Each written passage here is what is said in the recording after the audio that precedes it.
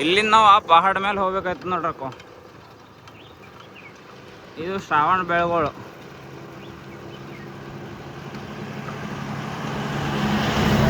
ಅಲ್ಲಿ ಗೊಮ್ಮಟೇಶ್ವರ ಮೂರ್ತಿ ಕಾಣುತ್ತೆ ನೋಡ್ರಕ್ಕ ಸಣ್ಣ. ಇಲ್ಲಿಂದ ನೋಡ್ರಿ ಸಣ್ಣ ಕಾಣುತ್ತೆ, ಅಲ್ಲಿ ಹೋಗಿನ ಮೇಲೆ ದೊಡ್ಡದು ಕಾಣುತ್ತೆ. ಏರ್ಲತ್ತದ ನೋಡ್ರಿ, ಎಷ್ಟು ಡೇಂಜರ್ ಅದ ಬೆಟ್ಟ. ಗೊಮ್ಮಟೇಶ್ವರ ಸ್ಟ್ಯಾಚು ಅದ. ಇದು ಬಾಹುಬಲಿ ಬಿ ಅಂತಾರು. ಶ್ರವಣ ಬೆಳಗೊಳದಲ್ಲಿ ಅದ ನೋಡ್ರಿ. ಇದು ನೋಡ್ರಿ ಬಂಡಿ ಹೆಂಗದ ಪೂರ.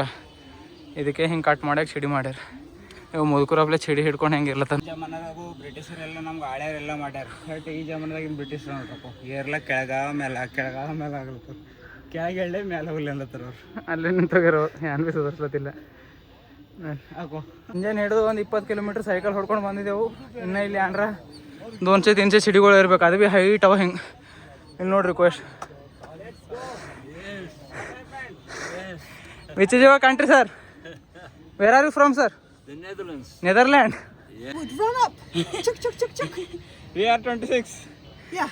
But we are Tired also. tired. Ah, We will coming from cycle. in 50 years' time, different for you too. Yeah. Yes, yes. It's very precious time. Yeah. And he's also very open. And his body also very heavy. Yeah. That's why it's. Yeah, makes it more difficult. Yeah. But we very much want to see this. Okay. ನೋಡ್ರಿ ಎಲ್ಲ ಮ್ಯಾಲಿನ view ನೋಡ್ರಿ. Karnataka. Bidar district we are traveling all over Karnataka on cycle. Every district. With bicycle. Bicycle we put on there and we will complete 22 district. Remaining 9 district we have remaining. We traveled around 3,000 kilometers. Oh, really? In bicycles. Wow, incredible. Thank you. Good for you. Yeah. Yes. Oh, but a nice view here already. In this age you will be He'll be okay. yes. He's just resting a little bit and then coming again. Yeah. Here he comes. In our India in 80 age not coming from out of home everyone. No. But in other countries Yeah. We're from Holland. yes. Netherlands. Yeah. Yeah, it's the same. Netherlands, Holland. Yes. And we speak Dutch. Yes. Yeah, no, I mean Dutch is from Holland. So it's very confusing. You know, we are Dutch people, but Holland is not the Dutch. Why? It's a different word. Yes. So the country is Holland or Netherlands. The people is Dutch people speaking Dutch. But you speak in English. Thank you. And you too. Our English is not good. English. No. No, it's very good. It's very good. Thank you sir. Let's come on. ಇಲ್ಲಿ ನೋಡ್ರಿ ಪಾಪ ಬೇರೆ ದೇಶದಿಂದ ಬಂದು Holland ಅಂತ ನೆದರ್ಲ್ಯಾಂಡ್ದಾಗೆ ಇರ್ತಂತ ಹಾಲ್ಯಾಂಡು ಅಲ್ಲಿಂದ ಬಂದು 80 ವರ್ಷ ಅಂತ ಇವ್ರಿಗೆ ಅಂದ್ರ ಭೀ ಚಡಿ ಎಷ್ಟು ಮ್ಯಾಲೆ ಇರ್ಲತ್ತಾರು. ನಮ್ಮ ಇಂಡಿಯಾದಾಗ ಮನೆಗೆ ಹೊರಗೆ ಬರ್ಲವ್ರು 80 ವರ್ಷ ಆಯ್ತಿಕಿ. ಈಗ ಅಂಕಲ್ ಅವ್ರು ಬಂದಾರ. ಅಂಕಲ್ ಅವ್ರು ಬಂದಾರ ನೋಡ್ರಿ. ಇಲ್ಲ ಹಂಗೆ ಭಾಳ ರೇರ್. ಹಾಯ್ ಅಂಕಲ್, ಎಲ್ಲಿಂದ ಬಂದಿರ್ರಿ? ನಾವು ಚಿತ್ರದುರ್ಗದಿಂದ ಚಿತ್ರದುರ್ಗ. ಅಲ್ಲಿಗೆ ಹೋಗಿ ಬಂದೀವ್ರಿ ನಾವು ಸೈಕಲ್ ಮೇಲೆ. ಹಾಂ ಸೈಕಲ್ ಮೇಲೆ ಬಂದೀವ್ರಿ. ಇಲ್ಲೇ ಅವ ನಮ್ಮ ಸೈಕಲ್ ಹೊರಗೆ ಇಬ್ರೇ ರೀ. Thank you sir. ಈಗ ಮೇಡಮ್ ನೋಡ್ರಿ 80 ಇಯರ್ ಹೆಂಗೆ ಫಿಟ್ ಓಡ್ಲತ್ತಾರ ನೋಡ್ರಿ. ಬೀದರಿಂದ 31 ಡಿಸ್ಟ್ರಿಕ್ಟ್. ಇವಾಗ ನಾವು ಮಂಡ್ಯ ಹೋಗ್ಬೇಕ್ರಿ. ಹಾಂ ಮಂಡ್ಯಗೆ ಹೋಗ್ಬೇಕ್ರಿ. ಮಂಡ್ಯದಿಂದ ನಾವು ನೆಕ್ಸ್ಟ್ ಮೈಸೂರು ರೀ. ಸೈಕಲಲ್ಲೇ ರೀ. ಈಗ 22 ಜಿಲ್ಲೆ ಮುಗ್ದವ್ರಿ. ಇನ್ನೂ 9 ಜಿಲ್ಲೆ ರಿಮೈನಿಂಗ್ ಅವ ರೀ. 2 ತಿಂಗಳು ಐತ್ರಿ. ಇನ್ನೂ ಒಂದು 15 ದಿವಸ ಏನಾರ ಬೇಕಾಗುತ್ತೆ ರೀ. Thank you sir. ನಿಮಗೆ ನೋಡಿ ನಮಗೆ ಭಾಳ ಖುಷಿ ಆಗೈತ್ರಿ. ಇಷ್ಟು ಮ್ಯಾಲೆ ಬಂದಿರಿ. ಹಾಂ ರೀ. ಅಂತೂ ಇಂತೂ ಚಿಡಿ ಹರ್ಕೋತ ಪೂರ ಇದಕ್ಕೆ ಬಂದೆ ನೋಡ್ರಿ ಮ್ಯಾಲೆ. ಅವ್ರು ಪಾಪ ಅಲ್ಲೇ ನಿಂತು ಹೋಗಿದ್ರು. ಹಿಂಗ ಅವ್ರಿಗೆ ಮೋಟಿವೇಶನ್ ಮಾಡ್ಕೊಂಡು ಕರ್ಕೊಂಡು ಬಂದೆ ನೋಡ್ರಿ. ಹಂಗಾರ ಮಾಡಿ ಅವ್ರ ದಂಡಗಾರ ನೋಡ್ರಿ ಥೋಡಿ 80 ಇಯರ್ಸ್ ಅಂತ ನೋಡ್ರಿ ಅವ್ರಿಗೆ. ಇಕ್ಕೋತಕೋರಿ ಇದೆ ಅದ ನೋಡ್ರಿ ವ್ಯೂ. ಓ ಎಲ್ಲ ಪಿಲ್ಲರ್ಗಳು ಹಿಂಗೆ ಬಂಡಿಲಿಂದ ನಿಂದ್ರು ಸಿಕ್ಕ್ಯಾರ. ಇಲ್ಲಿ ನೋಡ್ರಿ ಎಲ್ಲ ಸ್ಕೂಲ್ ಹುಡುಗಿರು ಎಲ್ಲರೂ ಬಂದಾರ ಇಲ್ಲಿ. ಇವ್ರು ಖುಷಿ ಹೆಂಗೆ ಪಡ್ಲತ್ತಾರ ನೋಡ್ರಿ. ಸಣ್ಣ ಸಣ್ಣ ಮಾತಿಗೆ ಬಿ ಪಾಪ. Celebrate ma'am. And also for you. Yes. I'm also going to take a picture of you. Fantastic cyclist. Thank you. ನೋಡ್ರಿ ಅವ್ರಿಗೆ ಕರೆ ಹೆಂಗೆ ಹರ್ಕೊಬಿದ್ದು. ಒಬ್ಬೊಬ್ರು ಮಾತಾಡ್ರಿ We are 14. Thick. 14 years. Hi, ಎಲ್ಲಿಂದ ಬಂದಿರಾ? ಇಂಡಿಯಾದಿಂದ ಬಂದಿರಾ? ಹಾಂ, ಹಾಗೆ ಹೇಳಿ. ಓಕೆ ಎಲ್ಲ ಹಾಕ್ತೀವಿ ನೋಡ್ರಿ ಯೂಟ್ಯೂಬಲ್ಲಿ. ಸ್ನೇಹಿತರ ಸಂಚಾರ ಅಂತ ನಮ್ಮ ಪೇಜ್. ಸ್ನೇಹಿತರ ಸಂಚಾರ ಇಲ್ಲಿ ನೋಡ್ರಿ ಎಲ್ಲ. What is your name sir?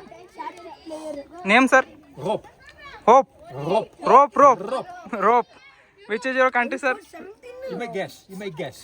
I guess. Netherlands. They know. Yes, sir. Dutch. Speak some Dutch language, sir. Jullie zijn hele aardige jongens allemaal. Oh. Nice. You are very nice kids, all of you. Yeah. To laugh is You have very nice kick ಅಲ್ಲ. Language ಕೇಳಿದ್ರೆ ಒಂದೊಂದು language ಅಲ್ಲಗೆ ಭಾರಿ super ಅನ್ಸ್ಲದು.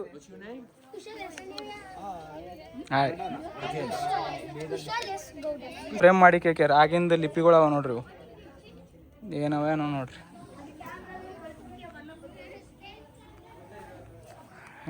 ಆಗ ಬರ್ದಿಂದ 1981 1983ದಾಗ ಬರ್ತೀನಿ ಅವ ನೋಡ್ರಿ ಇವೆಲ್ಲ frame ಮಾಡಿ ಕೇಕ್ಯಾರ ನೋಡ್ರಿ. ಅವಾಗ ಬರ್ದಿಂದೆಲ್ಲ ಇಲ್ಲಿ ನೋಡ್ರಿ. ಇದು ಏನೋ ಕಂಬಕ್ಕೆ ಭಾಳ ಡೇಂಜರ್ ಡಿಸೈನ್ ಮಾಡಿ ಕೇಕ್ಯಾರ. ವಾವ್, ಇಲ್ಲಿ ನೋಡ್ರಿ. ಮ್ಯಾಲೆ ಇದ್ರ ಗೋಪುರ ಒಳಗೆ ಭೀ ಒಂದು ಇದ ನೋಡ್ರಿ ಏನೋ ಮೂರ್ತಿ. ಕೆಳಗೇನಿದು ಸ್ತಂಭ, ಅದ್ರ ಮೇಲೆ ಮೂರ್ತಿ. ಇದು ಅಟ್ಯಾಚೆ ಕಾಣಿಸ್ಲದ ಸ್ತಂಭ ಮೂರ್ತಿ. ಮೇನ್ ಗುಡಿ.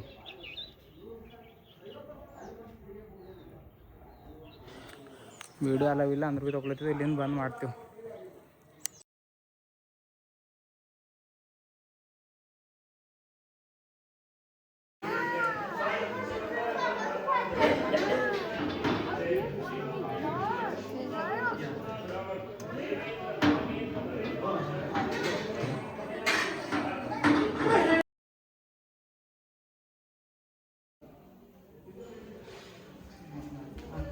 ಇವೆಲ್ಲ ಹಳೆ ಮೂರ್ತಿಗಳು ಅವ ನೋಡ್ರಿ. ಶೈನಿಂಗ್ ಅವ ರೀ. ಯಾವ ವರ್ಷಕ್ಕೆ ಹಳೆ ಕಾಲದಲ್ಲಿ ಭೀ ಶೈನಿಂಗ್ ಭಾಳ ಬರೋದು.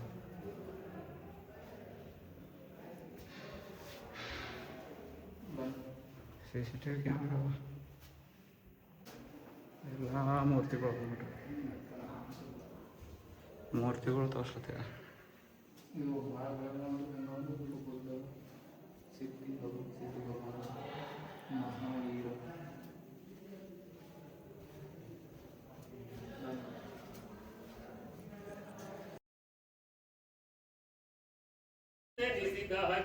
ಭೂತ ಕೋಟಿಗಳ ಮರ್ಧಿಪ ದೇವಗೆ ಭೂತಳದೊಳದಿಕ ಕಂಬದೋಳ್ಳಿ ಪ್ರೀತಿಯಂ ಜನರ ಸಲಹುವ ಶ್ರೀ ಬ್ರಹ್ಮದೇವರಿಗೆ ಜಯ ಮಂಗಲಂ ನಿತ್ಯ ಶುಭ ಮಂಗಲಂ. ಜಯ ಬ್ರಹ್ಮದೇವ ಭುವನೋದ್ಧಾರಗೆ ಜಯ ಮಂಗಲಂ ನಿತ್ಯ ಶುಭ ಮಂಗಲಂ. ಗುರು ಕವಿಯೋಗಿ ಸ್ವಸ್ತಿ ಚಾರುಕಿತ ಪಟ್ಟಾರಕ ಮಹಾಸ್ವಾಮೀಜಿ ನಾಮಧೇಯಸ್ಯಃ. ಸ್ವಸ್ತಿ ಶ್ರೀಮದ್ ಅಭಿನವ ಚಾರುಕಿತ ಪಟ್ಟಾರಕ ಪಟ್ಟಾಚಾರ್ಯ ಮಹಾಸ್ವಾಮೀಜಿ ನಾಮಧೇಯಸ್ಯಃ. ಗೋಚಿಕಟತಃ ಸಮಸ್ತ ಶ್ರಾವಕ ಹಳೆ ಕಾಲದಲ್ಲಿ ಬರೋದಂತ ಇದು ನೋಡಿ. ಎಲ್ಲ ಡಿಸೈನ್ ಪೇಂಟ್ ಮಾಡ್ಯಾರ. ಬಟ್ ಎಲ್ಲ ಇದ್ರಿಂದ ತೆಗೆದು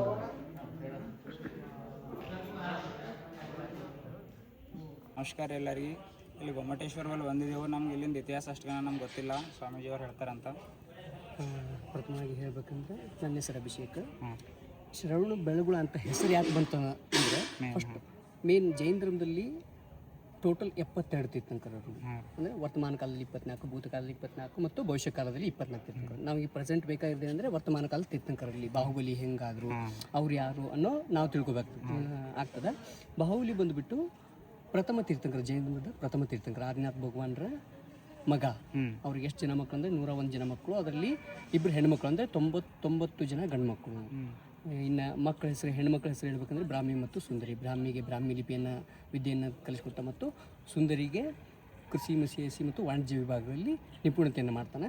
ಏನಾಗ್ತದಂದ್ರೆ ಆದಿನಾಥ ಭಗವಾನರು ಒಂದು ದಿನ ತನ್ನ ರಾಜ್ಯ ದರ್ಬಾರದಲ್ಲಿ ನೃತ್ಯವನ್ನು ನೋಡ್ತಾನೆ ಕೂತ್ಕೊಂಡಾಗ ನೃತ್ಯ ಮಾಡಿದಂಥ ಅವಳ ಹೆಸರೇನೆಂದರೆ ನೀಲಾಂಜನ. ಆ ನೃತ್ಯಗಾರ್ತಿ ಹೆಸರು ಏನಾಗ್ತದೆ, ಸಡನ್ಲಿ ಅವಳಿಗೆ ಸಾವು ಬರ್ತದ, ಅವಳು ಸತ್ತು ಬಿಡ್ತಾಳೆ. ಆದಿನಾಥ ಅಂದರೆ ಭಗವಾನ್ರವರು, ಅವರ ದರ್ಬಾರ್ನಲ್ಲಿ ತೊಂದರೆ ಆಗ್ಬಂತ ಏನು ಮಾಡ್ತಾನೆ ದೇವೇಂದ್ರ ಅವರಿಗೆ ಮರುಜನ್ಮ ಕೊಡ್ತಾನೆ, ಸಡನ್ಲಿ ಮರುಜನ್ಮ ಕೊಡ್ತಾನೆ. ಅದು ಆದಿನಾಥ ಭಗವಾನ್ರಿಗೆ ಗೊತ್ತಾಗತ್ತೆ, ಋಷಭದೇವನಿಗೆ ಗೊತ್ತಾಯ್ತದ. ಗೊತ್ತಾಗಿ ಈ ಸಾವು ಅನ್ನೋದು ಕ್ಷಣಿಕ ಮಾತ್ರ ಬಂದ್ಬಿಡ್ತು, ಬಟ್ ಆ ದೇವೇಂದ್ರ ನನಗೆ ಗೊತ್ತಾಗ್ರಂತ ಆಕೆ ಮರುಜನ್ಮ ಕೊಟ್ಟ ಅಂತ ಏನು ಮಾಡ್ತಾನೆ. ಅದು ಗೊತ್ತಾಗಿ ಆದಿನಾಥ ಭಗವಾನ್ ಕೂಡ ತಪಸ್ಸಿಗೆ ಹೋಗ್ತಾನೆ, ತನ್ನ ಎಲ್ಲ ಮಕ್ಕಳಿಗೆ ರಾಜ್ಯವನ್ನು ಹಂಚಿ ತಪಸ್ಸಿಗೆ ಹೋದಾಗ ಬಾಹುಬಲಿಗೆ ಪೌದನಪುರ ರಾಜ್ಯವನ್ನು ಕೊಡ್ತಾನೆ ಬಾಹುಬಲಿಗೆ, ಮತ್ತು ಭರತನಿಗೆ ಅಯೋಧ್ಯೆ ಕೊಡ್ತಾನೆ. ಕೊಟ್ಟ ನಂತರ ತಪಸ್ಸು ಹೋಗ್ತಾನೆ. ತಪಸ್ಸು ಆದ ತಕ್ಷಣ ಏನಾಗ್ತದೆ, ಭರತ ಚಕ್ರವರ್ತಿಯ ಕೋಶಾಗಾರ ಅಥವಾ ಶಸ್ತ್ರಾಗಾರದಲ್ಲಿ ಚಕ್ರರತ್ನ ಉದ್ಭವ ಆಗುತ್ತೆ. ಚಕ್ರರತ್ನ ಅಂದರೆ ಸುದರ್ಶನ ಚಕ್ರ ಇರ್ತಲ್ಲ, ಆ ರೀತಿ ಅದು ಯಾರಿಗೆ ಸಿಗ್ತದ ಅಂದ್ರೆ ಮುಂದೆ ಚಕ್ರವರ್ತಿ ಯಾರು ಆಗ್ತಿರ್ತಾರಲ್ಲ ಅವ್ರಿಗಷ್ಟೇ ಉದ್ಭವ ಆಗ್ತದೆ. ಅದು ಉದ್ಭವ ಆದ ನಂತರ ಏನು ಮಾಡ್ತಾರೆ, ಭರತ ಇಡೀ ಎಲ್ಲ ಖಂಡವನ್ನು ಗೆದ್ದುಕೊಂಡು ಬರ್ತಾನೆ. ಗೆದ್ದುಕೊಂಡು ಬಂದರೂ ಕೂಡ ಆ ಚಕ್ರವರ್ತಿನ ಅವನ ಆಸ್ಥಾನದ ಒಳಗಡೆ ಬರಲ್ಲ. ಯಾಕೆ, ಅವನು ಎಲ್ಲರನ್ನು ಗೆದ್ದಿದ್ದಾನೆ. ಬಟ್ ಇನ್ನು ಉಳಿದವ್ರು ಯಾರು, ಬಾಹುಬಲಿ, ಅವನು ಶರಣಾಗತಿ ಹೊಂದಿರಲಿಲ್ಲ. ಏನು ಮಾಡ್ತಾನೆ ಭರತ, ಅವನಿಗೂ ಕೂಡ ಒಂದು ಲೆಟರ್ನ ಕಳಿಸ್ತಾನೆ. ಲೆಟರ್ ಅಂದರೆ ಹಸ್ತಕ್ಷರದ ಮೂಲಕ ಕಳಿಸ್ತಾರೆ, ಹಿಂಗಪ್ಪ ನೀನು ಬಂದು ಶರಣಾಗತಿ ಹೊಂದು ಅಂತ ಕಳಿಸಿದಾಗ ಬಾಹುಬಲಿ ಬಂದುಬಿಟ್ಟು ಅವನಿಗಿಂತ ಶಕ್ತಿಶಾಲಿ ಮತ್ತು ಅತಿ ಸುಂದರವಾಗಿದ್ದರಿಂದ ಅವನ ಹೆಸರು ಕಾಮದೇವ ಅಂತ. ಕಾಮದೇವ, ಜೈನ ಧರ್ಮದಲ್ಲಿ ಕಾಮದೇವಗಳು ಬರ್ತಾರೆ, ಬಲದೇವಗಳು ಬರ್ತಾರೆ. ಆ ರೀತಿ ಕಾಮದೇವ ಅಷ್ಟು ಸುಂದರವಾಗಿದ್ದರು ಬಾಹುಬಲಿ. ಮತ್ತು ಅವ್ರ ಒರಿಜಿನಲ್ ಹೈಟ್ ಬಂದುಬಿಟ್ಟು 525 ಧನುಷ್. ಧನುಷ್ ಅಂದರೆ ಒಂದು ಧನುಷ್ ಅಂದರೆ ಒಂದು ಬಿಲ್ ಇರುತ್ತಲ್ಲ, ಎಷ್ಟು ಫೀಟ್ ಇರ್ತದೆ, 3 ಫೀಟ್ ಇರ್ತದೆ, 4 ಫೀಟ್ ಇಷ್ಟ ಅಂಥ ಬಿಲ್ಲುಗಳನ್ನು 525 ಇಡಬೇಕು. ಒರಿಜಿನಲ್ ಹೈಟ್ ಅಂದರೆ ಬಾಹುಬಲಿ ಅವರು, ಬಾಹುಬಲಿದು 525 ಧನುಷು ಅಂದ್ರೆ ಅಷ್ಟು. 525 ಅಂದರೆ ಎಷ್ಟು, 2100 ಫೀಟ್ ಆಗ್ತದೆ ಹೈಟು ಆಗಿನ ಕಾಲದಲ್ಲಿ. ಅಂದರೆ ಆ ಕಾಲಗಳಿದ್ದು, ಈಗ ದ್ವಾಪರ ಯುಗ ಕಲಿಯುಗ ಹೇಗೆ ಹಾಗೆ ಸೂಕ್ಷ್ಮ ಕಾಲಗಳ ಇದ್ದು. ಇವಾಗ ನೋಡಿದ್ರೆ ಪ್ರೆಸೆಂಟ್ ಹೆಂಗಿದೆ ಅಂದ್ರೆ ಮನುಷ್ಯನ ಹೈಟು ಕೂಡ ಕಡಿಮೆ, ಮನುಷ್ಯನ ಆಯಸ್ಸು ಕೂಡ ಕಡಿಮೆ. ಒಬ್ಬ ಮನುಷ್ಯ ಬದುಕಬೇಕಂದ್ರೆ 40 ವರ್ಷ ಆಯ್ತು ಅಂದ್ರೆ ಮುಗೀತು, ಇರ್ತಾನೋ ಇಲ್ಲ ಗೊತ್ತಿಲ್ಲ. ಮುಂಚೆ ಎಲ್ಲ ಹಂಗೆ ಹೋಲಿಸಿದ್ರೆ ಇವರೆಲ್ಲ ಲಕ್ಷ ವರ್ಷ ಪೂರ್ವ ಬದುಕ್ತಾ ಇದ್ರು ಆ ಕಾಲದಲ್ಲಿ ಜನ. ಈಗಿನ ಕಾಲದಲ್ಲಿ ಹಂಗಿದೆ. ಹಾಂ, ನೆಕ್ಸ್ಟ್ ಏನಾಗ್ತದೆ, ಅಷ್ಟು ಒರಿಜಿನಲ್ ಹೈಟ್ ಇತ್ತು. ಭರತ ಅವನಿಗೆ ಕಳಿಸಿದಾಗ, ಓಲೆಯನ್ನು ಕಳಿಸಿದಾಗ, ನಾನು ಶರಣಾಗತಿ ಆಗಲ್ಲಪ್ಪ, ಆದರೆ ಯುದ್ಧ ಆಗಲಿ. ಜೈನ ಧರ್ಮದಲ್ಲಿ ಮೇನ್ ತತ್ವ ಏನಂದರೆ ಹಿಂಸೆ ಆಗಬಾರ್ದು, ಹಿಂಸೆ ಮಾಡಬಾರ್ದು. ಆ ಕಾರಣಕ್ಕಾಗಿ ಏನು ಮಾಡ್ತಾರೆ, ಎರಡೂ ಕಡೆಯ ರಾಜ್ಯದ ಮಂತ್ರಿಗಳು ಕುತ್ಕೊಂಡು ಯೋಚನೆ ಮಾಡ್ತಾರೆ. ರಾಜ್ಯ ಆಳೋರು ರಾಜರು, ಸಾಯೋರು ಯಾಕೆ ಸೈನಿಕರಾಗಬೇಕು, ಹಿಂಸೆನೇ ಆಗಬಾರ್ದು. ಹಾಗಾಗಿದ್ದಾಗ ಇಬ್ಬರ ನಡುವೆ 3 ಯುದ್ಧಗಳನ್ನು ಏರ್ಪಡಿಸ್ತಾರೆ. ದೃಷ್ಟಿ ಯುದ್ಧ, ಜಲಯುದ್ಧ ಮತ್ತು ಮಲ್ಲಯುದ್ಧ.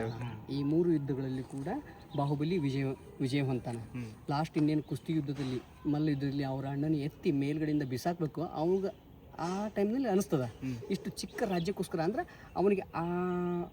ಅವನಿಗೆ ವೈರಾಗ್ಯ ಬಂದ ತಕ್ಷಣ ಅದು ರಾಜ್ಯ ಕೂಡ ಅವನಿಗೆ ಚಿಕ್ಕದು, ತೃಣಕ್ಕೆ ಸಮಾನ ಅನಿಸ್ಬಿಡ್ತು. ಇಷ್ಟು ಚಿಕ್ಕ ರಾಜ್ಯಕ್ಕೋಸ್ಕರ ನಾನು ನಮ್ಮ ಅಣ್ಣನ ಮೇಲೆ ಯುದ್ಧ ಮಾಡಬೇಕಾಯ್ತಲ್ಲ ಅಂತ ಭಾವನೆ ಬಂತು. ಏನು ಮಾಡ್ತಾನೆ, ಕೆಳಗಡೆ ಇಳಿಸ್ಬಿಟ್ಟು ಅವನು ಕೂಡ ಸುಮ್ಮನೆ ನಿಂತ್ಕೊಳ್ತಾನೆ. ಭರತನಿಗೆ ಆಲ್ರೆಡಿ ಅಪಮಾನ ಆಗಿತ್ತು, ಸೋತಿದ್ನಲ್ಲ. ಹಾಗಾಗಿ ಏನು ಮಾಡ್ತಾನೆ, ಆ ಚಕ್ರರತ್ನವನ್ನು ಅವನ ಮೇಲೆ ಪ್ರಯೋಗ ಮಾಡ್ತಾನೆ ಅವನು ಸಾಯಿಸ್ಲಿಕ್ಕೆ.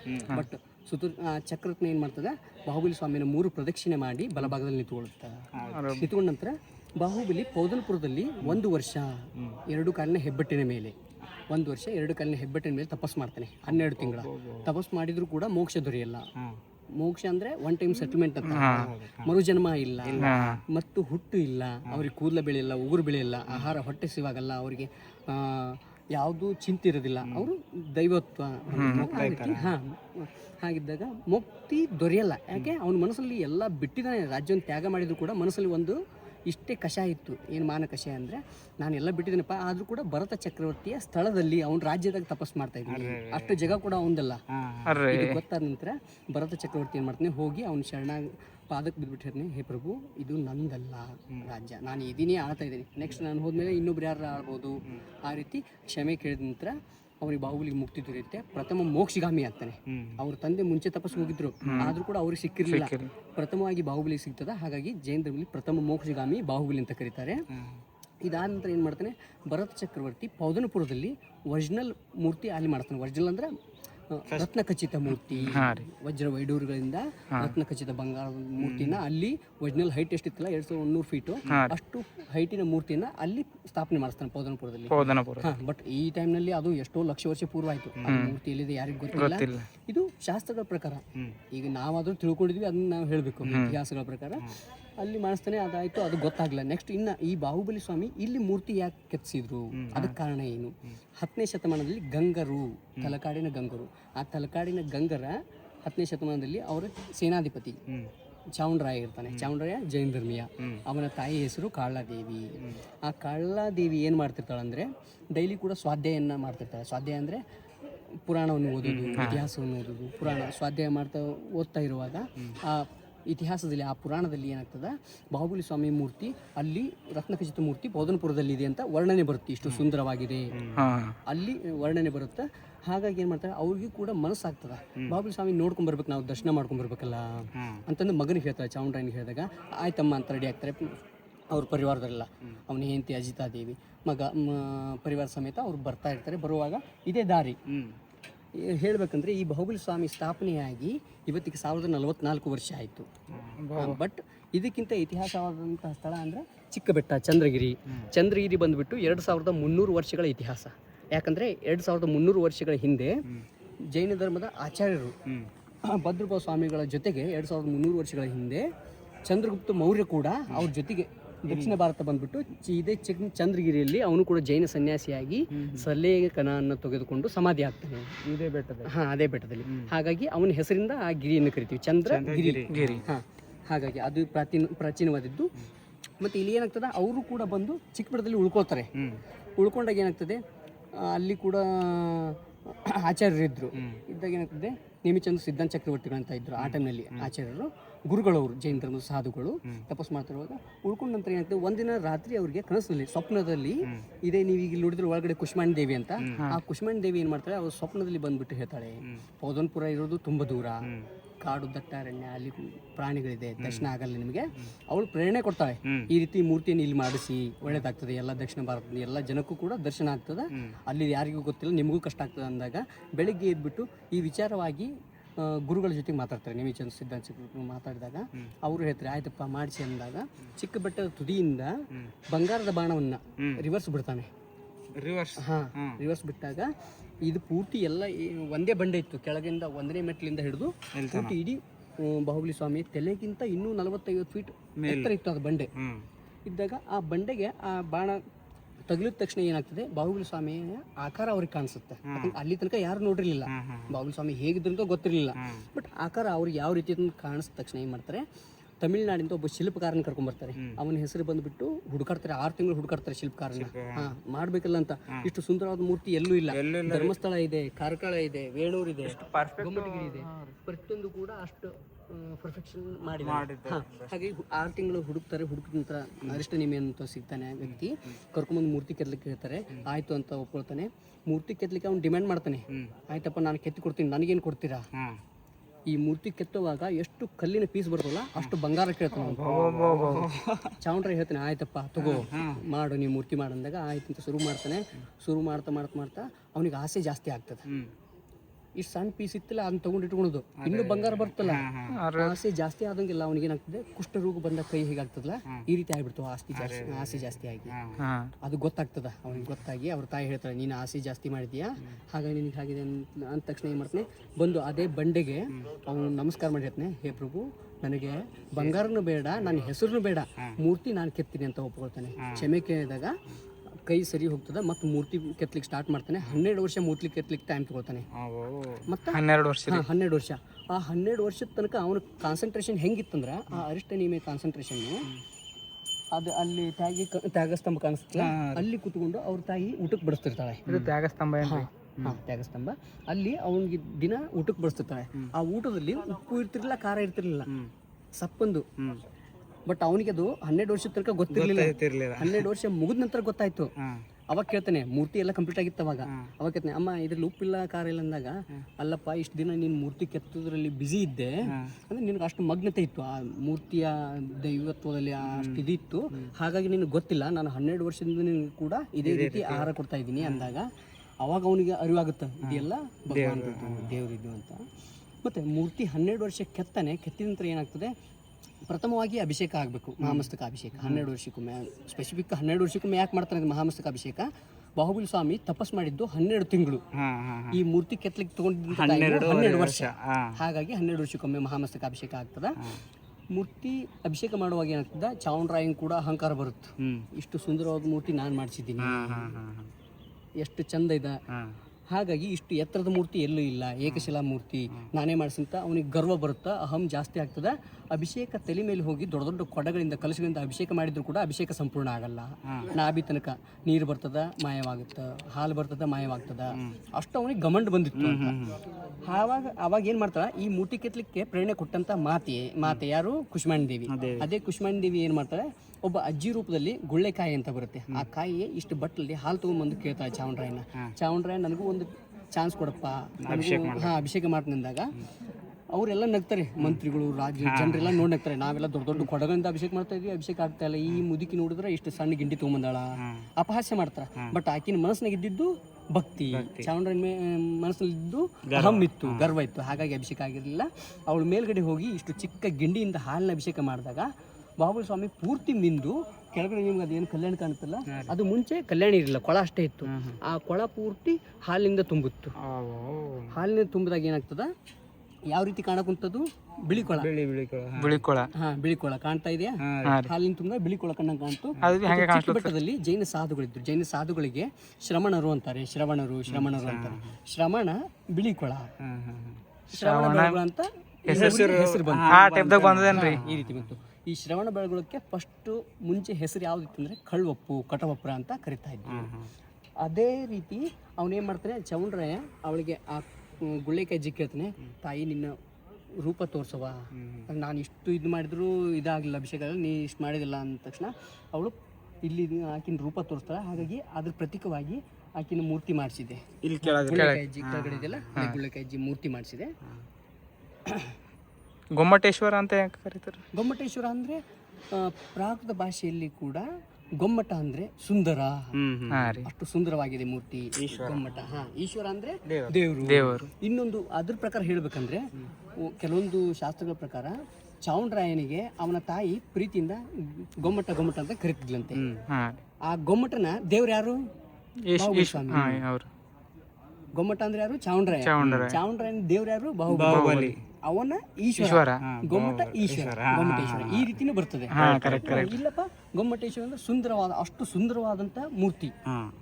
ನೀವು ಪ್ರತಿಯೊಂದು ನೋಡ್ಬೋದು, ಆ ಉಗುರು, ಕಣ್ಣು ಎಲ್ಲ ಪರ್ಫೆಕ್ಟ್. ಎಷ್ಟೊಂದು ಸುಂದರವಾದ ಮೂರ್ತಿ ಎಲ್ಲಿ ಎಷ್ಟೋ ಮಷಿನ್ಗಳಿಂದ ಮಾಡಿದ್ರು ಇಷ್ಟು ಪರ್ಫೆಕ್ಟ್ ಬರಲ್ಲ, ಆಗೋದಿಲ್ಲ. ಅವಾಗ ಬರೀ ಆ ಶಿಲ್ಪಕಾರನ ಕಲೆ ಅಷ್ಟೇ ಅಲ್ಲ, ಆ ದೈವತ್ವ ಕೂಡ ಇತ್ತು ಮನುಷ್ಯನ ಒಳಗೆ ಮಾಡ್ತಾರೆ. ಇಷ್ಟೆಲ್ಲ ವಿಸ್ತಾರ ಸಂಕ್ಷಿಪ್ತವಾಗಿ ಹೇಳಾರ ಎಲ್ಲ ಸ್ವಾಮಿ. ಥ್ಯಾಂಕ್ ಯು ರೀ. ನಮ್ಗೆ ಗೊತ್ತಿದ್ದಿಲ್ಲ, ನಾವು ಸುಮ್ಮನೆ ಜಸ್ಟ್ ನೋಡ್ಕೊಂಡಿದ್ದೇವೆ. ಇದು ನಿಮ್ದು ಇದು ಪೂರಾ ನಮ್ಮ ಕರ್ನಾಟಕ ಜನರು ಎಲ್ಲರಿಗೂ ತಲುಪುತ್ತದೆ ರೀ. ಬಹಳ ಸಂತೋಷ ರೀ. ತಿಳ್ಕೊಂಡ್ರೆ ನಮ್ಗೆ ಇದು ಎಷ್ಟು ಬಿಸಿಲ್ದಾಗ ಪೂರ ಎಲ್ಲ ಗರ್ಮಿದಾಗ ಬಂದು ಹೇಳ. ಥ್ಯಾಂಕ್ ಯು ರೀ. Thank you. ಕೇಳಿರಲ್ಲ ಎಲ್ಲರೂ ಅಣ್ಣವ್ರಿಗೆ ಭಾಳ ಥ್ಯಾಂಕ್ ಯು. ಎಲ್ಲ ಡೀಟೇಲಾಗಿ ಮಾಹಿತಿ ಕಲೆಕ್ಟ್ ಮಾಡಿದೆವು. ಅವ್ರ ಜೊತೆ ಪಾಪ ಹೇಳಿದ್ರು. ಇವಾಗ ಕೆಳಗೆ ನಡೆದಿದ್ದೆವು ನೋಡ್ರಿ. ಎಲ್ಲ ದರ್ಶನ ಎಲ್ಲ ಕಂಪ್ಲೀಟ್ ಆಯಿತು. ಇವಾಗ ಹೊರಗೆ ನಡೆದಿದ್ದೆವು. ಕಾಲು ಕೈ ಚಂದ ಇದ್ದಿನಾಗೆ ಬರ್ರಿ ಈ ಕಡೆ ಎಲ್ಲ ನೋಡ್ಲಕ್ಕು. ಈಗ ಅವರು ಹೆಂಗೆ ಎತ್ಕೊಂಡು ನಡೆದ್ರು ನೋಡ್ರಿ, ಹಂಗೆ ಬರ್ಬೇಕಾಯ್ತದ ನೋಡ್ರಿ. ನೋಡ್ಬೇಕಂದ್ರು ಇಲ್ಲಿ ನೋಡ್ರಿ. ಇಷ್ಟು ಮ್ಯಾಲೆ ಬಂದಿದ್ದೇವೆ, ಇನ್ನೂ ಕೆಳಗೆ ಇಳಿಬೇಕು. ಈಗ ಇಲ್ಲಿ ಇಳತ್ತ ನೋಡ್ರಿ ಓಂಕಾರಿಕೋ. ಇವೆಲ್ಲ ಚೆಡಿಗಳು ಇಳಿಬೇಕು. ಪೂರ ಮ್ಯಾಲೆ ಬಂದಿದ್ದೆವು. ಇವಾಗ ಕೆಳಗೆ ನಡೆದಿದ್ದೆವು. ಮ್ಯಾಲೆ ಬರ್ಲಕ್ಕೆ ಭಾಳ ಟೈಮ್ ಆಗ್ತದೆ, ಕೆಳಗೆ ಹೋಗ್ಲಿಕ್ಕೆ ಹಂಗೆ ಟೈಮ್ ಹತ್ಲತ್ತಿಲ್ಲ. ಇಲ್ಲಿ ನೋಡ್ರಿ, ಇನ್ನೂ ಅಲ್ಲಿ ಒಳಗೆ ಇನ್ನೂ ಭಾಳ ಅದ.